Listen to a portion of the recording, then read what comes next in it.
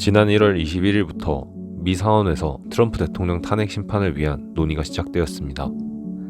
작년 12월 18일 민주당이 주도하는 미 하원에서 탄핵안을 통과시켰기 때문인데요.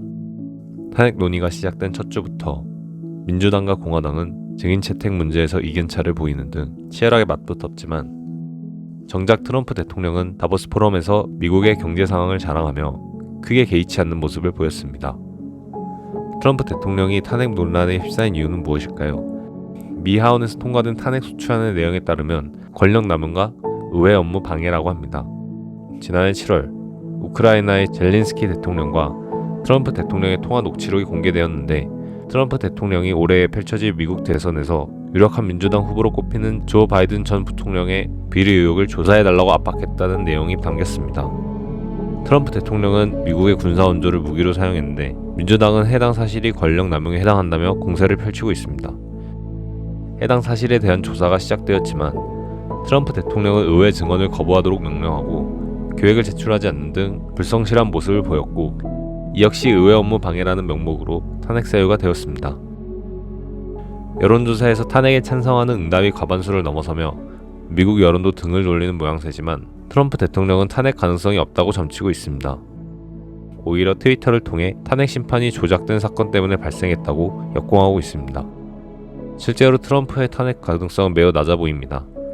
트럼프 대통령이 탄핵되기 위해서는 상원 3분의 2 이상의 동의가 필요한데 공화당이 53석으로 과반 이상을 확보하고 있기 때문입니다.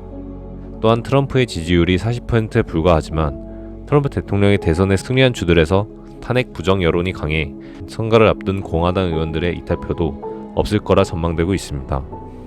하지만 볼턴 전 백악관 국가안보보좌관의 폭로로 인해 탄핵 정국의 판도가 급변하고 있습니다.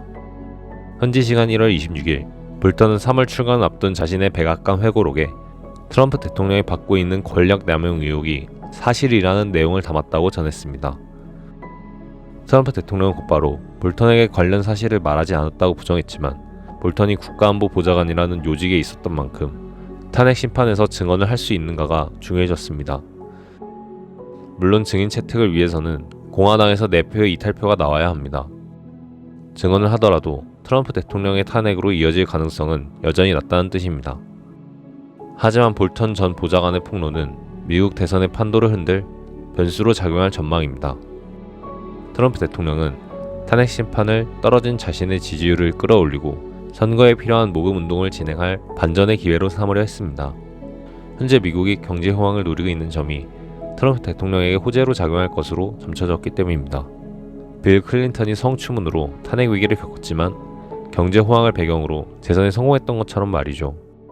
과연 이 탄핵 정국이 누구에게 웃어줄지 탄핵 심판이 마무리될 2월 이후 미국 정세를 눈여겨봐야 하겠습니다.